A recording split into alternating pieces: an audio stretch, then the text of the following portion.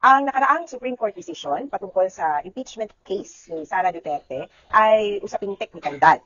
Ang sabi ng Supreme Court ay may nauna ng 3 impeachment complaints, kaya yung pang-apat, barred at dapat hindi na i-file dahil yung una, doon kakagat yung 1-year ban. Sa konstitusyon kasi natin, kapag may nag-file ng impeachment case, 1 taon pagkatapos nun, sakalang pwedeng ma-entertain ulit ang pangalawa. Pero sa kasong ito, ang sinasabi nila may 1, 2, 3, 4. At yung pang-apat pa nga, ang nakarating ng Senado. Ano ba talaga ang dapat taningan? O saan magsisimula yung 1-year ban? Sa pag-complain o pagsimula ng impeachment proceedings? Kasi sa punto naman ng mga complainants, ang first complaint ay hindi inaksyonan. At yung pang-apat ang nag-proceed bilang proceedings.